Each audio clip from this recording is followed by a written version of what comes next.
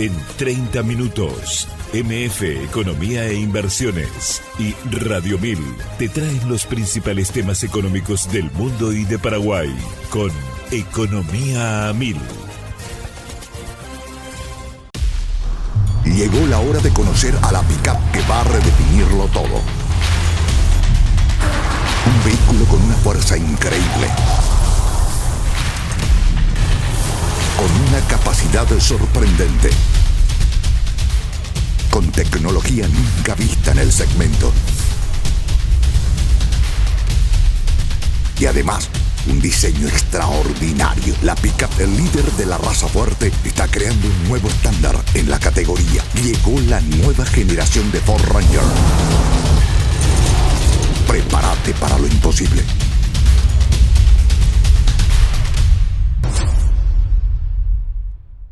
En Economía al Oído, Manuel Ferreira analiza los temas que marcan la economía global, regional y de Paraguay, con una mirada crítica y enfoque claro.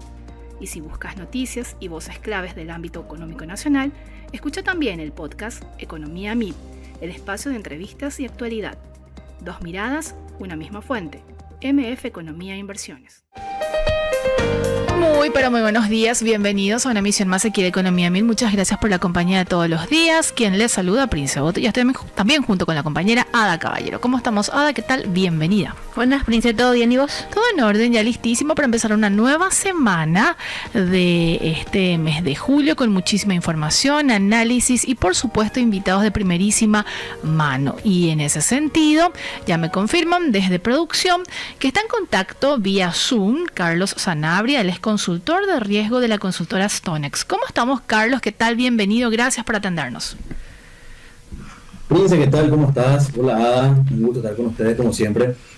Gracias, Carlos. Y bueno, queremos hacer una suerte de actualización de los últimos datos que se tienen acerca del comportamiento del sector agrícola, no solamente lo que está pasando a nivel nacional, sino también a nivel internacional, y qué mejor que hacerlo contigo. Carlos, si tuviéramos que ir aterrizando y desengranando, de hecho, la dinámica que viene teniendo el sector agrícola, ¿cómo se está comportando ciertamente en el contexto internacional por el lado de la oferta, demanda, que son determinantes también en los demás o en las demás variables que están muy ligadas a Paraguay? Prince, o sea que nuestro negocio es muy movido. Sí. Cada día hay información nueva. Ya es algo del pasado, el tema del canal de Hormuz ya está abierto, ya se ajustó el precio del petróleo, ya se ajustó en cierto modo el precio del aceite de soja, no en la misma proporción que había subido, eso es muy importante. Sí. Dependemos mucho de la demanda mundial. En primer lugar estamos hablando de lo que es de demanda, no tanto China, porque China es el que permanece constante, sino bien Estados Unidos. Estados Unidos que está aumentando año a año su consumo de aceite de soja para biocombustibles.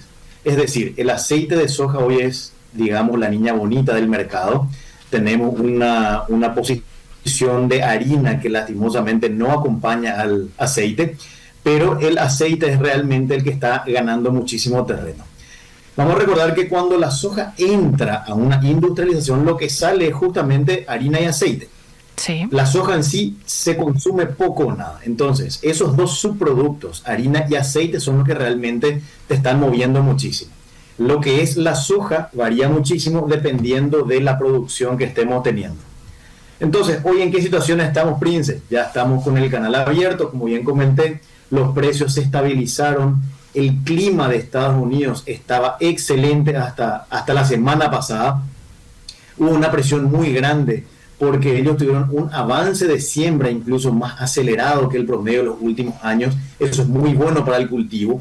Estaban teniendo una condición de cultivo excelente, bien por la media y similar a lo que fue el año pasado. Vamos a recordar que la zafra el año pasado fue bastante buena para Estados Unidos.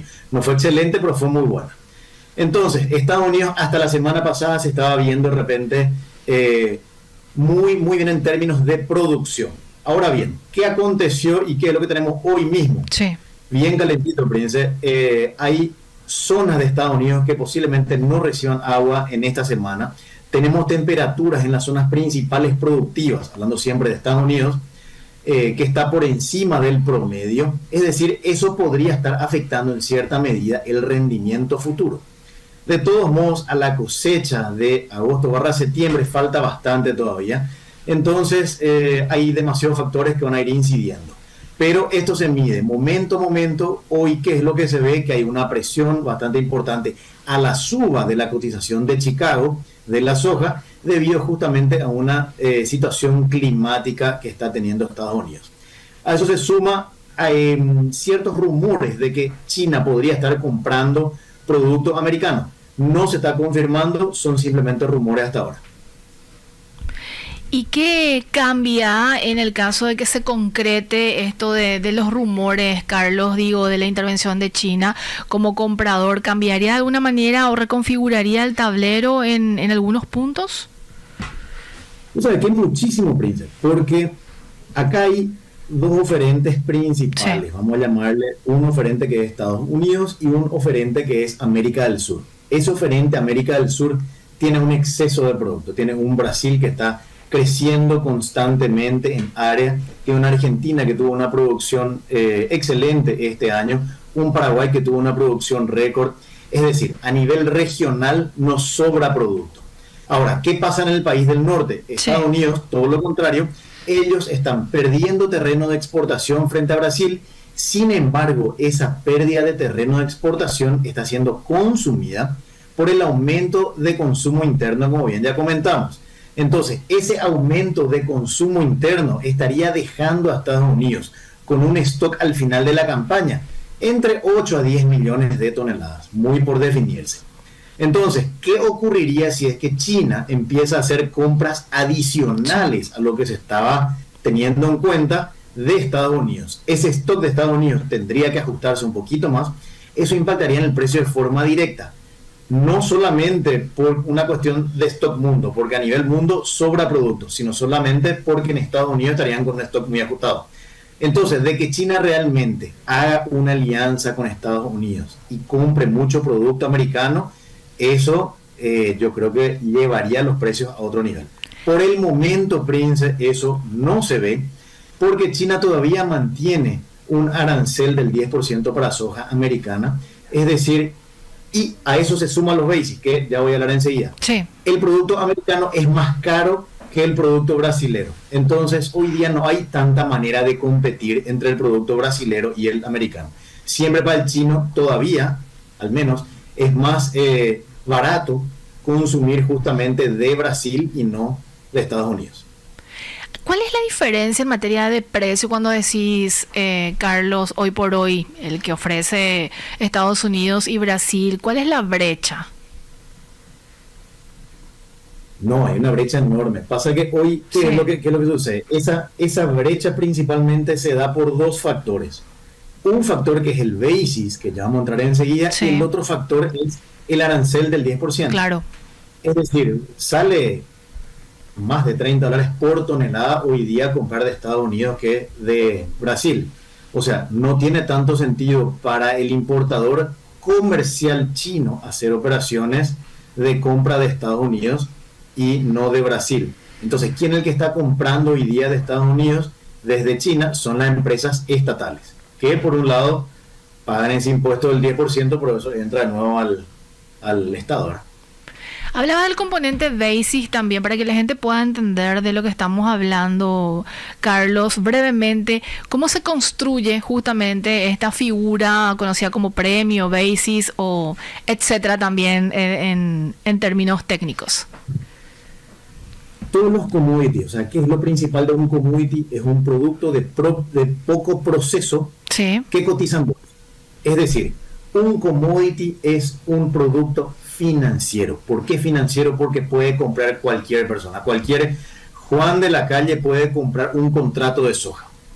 No funciona igual que las acciones, obviamente cada uno tiene su particularidad. Claro. Entonces, al ser algo que ya cotiza en bolsa, ya se maneja dentro de los mercados financieros. Es decir, toda la variación macro, ya sea petróleo, tasa de interés de Estados Unidos, tasa de inflación de Estados Unidos, el dólar index, todo te va modificando hacia dónde estarían yendo los fondos. Si es que los fondos tienen incentivos de entrar en materias primas, por más de que no haya tanto fundamento lógico, esto puede tener una suba de precio.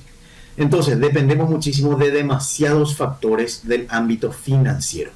Por otro lado, tenemos el componente físico. ¿Qué es el componente físico? Es el descuento directo que hace el comprador. Es el descuento o lo que paga por encima, lo que paga el comprador. Es decir, vamos con un ejemplo, la zona portuaria de Dalian, ellos pagan centavos por encima de Chicago. De ahí viene el nombre premio. Cuando uno le resta todos los costos logísticos, tiene un costo de navío desde Dalian hasta la zona de Paranaguá o desde Rosario, desde ahí nosotros no tenemos relación comercial con China, pero solamente pongo a modo de ejemplo. Sí. Tenemos un flete fluvial, tenemos costos de puertos, etcétera. Entonces ahí se transforma en un costo, en un negativo. Entonces tenemos un descuento. Ese descuento es 100% físico, de factores físicos del momento, de cómo está viendo la oferta de esa región o la demanda de esa región, etc. Entonces, hoy día, ¿qué es lo que tenemos, Prince? Para tener el precio de un commodity, no solamente de soja, tenemos que hacer la diferencia entre el precio-valor pantalla, que es la cotización financiera, más menos la cotización del BICIS. Ese BICIS normalmente es negativo, suele tornarse positivo para nosotros en los últimos meses del año, cuando ya hay muy poco producto, pero normalmente es negativo. Entonces, esa es ahí ya entramos, Prince, en algo realmente muy interesante, que son dos posiciones totalmente distintas. Yo puedo tomar una posición financiera en pantalla, donde yo me cubro justamente ante un escenario de una soja relativamente alta, pero no vendo mi físico, estoy esperando el físico, un mejor momento, y ahí tengo que mirar justamente cuál es el histórico que estoy teniendo para justamente hacer esa comercialización y tener un precio que esté rondando por lo menos los 380 a 400 dólares por tonelada. Clarísimo. Carlos, para ir ya entrando en la región, y de hecho ya lo tocabas a grandes rasgos con la producción y la posición que tiene Brasil y en este proceso de 2026-2027, y también un poco hablar de Argentina, ¿cuáles son las proyecciones, perspectivas también para esos países, Carlos? La proyección para Brasil es un crecimiento constante de área. Sí. Y Argentina por el momento tiene un área que se mantiene fija, al igual que nosotros. Dependemos netamente del clima si producimos más o no. Vamos a recordar también que el rendimiento promedio tiene una curva ascendente, es decir, el buen manejo de los productores y los buenos materiales utilizados hacen también que el rendimiento sea cada vez más alto. Eso no solo en Paraguay, es en Argentina, Brasil, en Estados Unidos, en todos lados. Entonces, dependemos del clima y del manejo, principalmente del clima. ¿Y qué es lo que tenemos para este año? Tenemos un año donde podríamos tener sorpresas climáticas, vamos a tener muchas lluvias, no sabemos la magnitud, todavía es muy temprano para hablar de eso, no se sabe en qué punto va a afectar o cuánto podría afectar. Vamos a recordar que hace un par de años, hace 2-3 años, Río Grande tuvo lastimosamente una inundación muy grande donde se perdió muchísimo producto, ¿verdad? Aparte de toda la parte humana, comercial, etcétera, también la producción sufrió muchísimo. La soja queda bajo agua ya en un momento de cosecha y el producto se te empieza a pudrir. Esto tiene un ciclo, lo tenés que levantar sí o sí. Entonces, al no poder entrar a cosechar y tenés agua encima, lastimosamente pasa ese periodo y empezás a tener inconvenientes de calidad y de cantidad. Los insumos con este arreglo de ciertamente el estrecho de Hormuz, ya casi todo en orden, ¿sigue teniendo cierta incidencia en los precios de los insumos para los productores y va a tener implicancias o ya no, Carlos? Ya no. Y para nuestros productores, normalmente lo que es fertilizante, ¿verdad? Sí. Que es un componente que sí tuvo altas muy importantes de precio, justamente con el cierre del canal. Sí. Ya para ese entonces, el 80% de los productores ya habían tomado posición de fertilizante. Ese último 20%, yo no sé si es que llegó a tomar o estaría tomando ahora, que una vez que se abrió el canal, se desploman todos los precios, ¿verdad? En forma directa. Empezamos con el petróleo y luego siguen todos los otros productos, a pesar de que soja ya fue un poco antes. pero sí hubo un desplome de precio, entonces hoy estamos prácticamente a los mismos niveles que estábamos antes de la guerra. Entonces no debería tener una incidencia respecto al año pasado, algo tan considerable al menos. Clarísimo. Carlos, acá tengo, y le pido a los compañeros, por favor, el soporte visual. La consultora Stonex da a conocer de manera mensual un informe sobre las estimaciones justamente de la campaña en Paraguay. Y aquí tenemos, no sé si alcanzás a ver, Carlos, para acompañar un poco también la explicación. Este es el último informe que dieron a conocer ya correspondiente a las estimaciones para la zafra 2025-2026 y también ya lo que se espera y puntualmente como último informe de julio, Carlos. Sí, bueno, ahí lo más llamativo, Prince, a pesar de que hayamos mantenido nuestro nivel, es justamente un 25% más en lo que es la zafra principal respecto a la campaña del año pasado. Clarísimo. Tuvimos un clima excelente que acompañó, que llegó realmente en momentos indicados, momentos óptimos, lo que realmente pudo dar justamente para el productor muy buenos rendimientos. Esto es muy positivo para la economía, muy positivo para ciertas zonas que venían sufriendo bastante, que son los departamentos del norte. Vamos a recordar que Amambay, Concepción, San Pedro tuvieron lastimosamente varios años bastante malos, algunas zonas 3 años, otras zonas 4 años de merma de producción de soja. Es decir, este es un año en el cual tenemos muy buena producción en todos los departamentos, lo cual es muy positivo para el productor, para que pueda hacer para que se pueda hacer frente a sus compromisos financieros.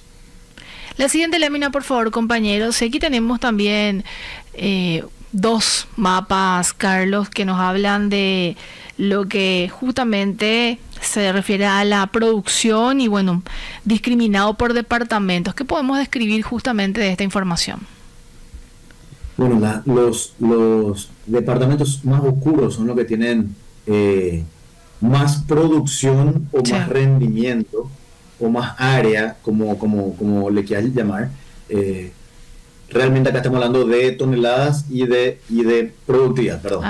Entonces, ¿qué es lo que vemos? En el punto 1 le tenemos a Alto Paraná. Alto Paraná realmente puede dividirse en 2. Lo que es Alto Paraná Norte a partir de Ruta 2 para arriba y lo que es para el sur.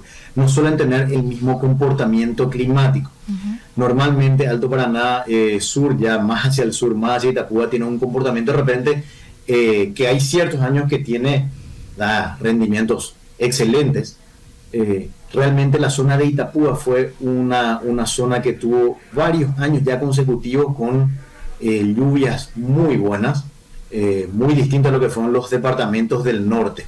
Entonces ahí le tenemos a los departamentos principales. Tenemos a Alto Paraná, tenemos a Caguazú, Canindeyú, Itapúa, son los principales. Y a partir de ahí entramos a todos los otros que obviamente todos son importantes, pero estoy hablando en términos de producción. La siguiente lámina, por favor, compañeros. Estábamos hablando de la campaña principal, pero también hay que sumarle la safriña, Carlos. ¿Qué resultados arrojaron ya como estimación de justamente esta subcampaña? Nosotros en Paraguay tenemos una particularidad. No todos los países hacen soja safriña, que viene a ser la soja después de la zafra principal.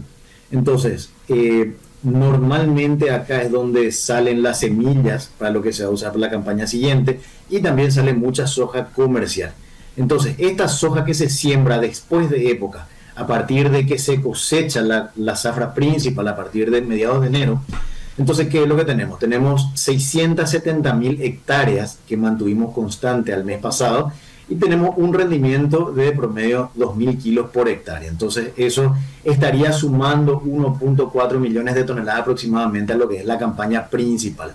Entonces, cuando hablamos de la campaña total de soja, siempre hay que sumar la zafra principal más la safriña. Entonces, a partir de ahí es donde sale justamente un número final que es la campaña de la soja 2026. Que es justamente la lámina 5, por favor, compañeros, donde vemos ya condensado esto que estaba diciendo Carlos y que finalmente se convirtió en una super zafra, Carlos. Sí, una zafra récord. Esperemos que todos los años tengamos estos rendimientos y que los precios acompañen. Eso es muy importante, Prince, porque te lleva justamente que el productor cuando está con más solvencia financiera, puede entrar con nuevas maquinarias, nuevas inversiones, se arreglan caminos, se compran cubiertas, etcétera. Hay nuevas tecnologías que se están trayendo. Muchísima inversión nueva surge justamente cuando al agro le va bien. Eso recordando también que el sector financiero a nivel del país, el rubro del agro, sí, tiene un porcentaje muy importante. El 26% de los créditos del sector financiero van a parar al sector agropecuario. Entonces es un número bastante importante. Siempre y cuando al agro le vaya bien, esos compromisos financieros van a ser cumplidos. Claro. Carlos, ¿y el nivel de comercialización que tienen reportado, registrado, cómo estamos? Hoy estamos ya por encima del 90%.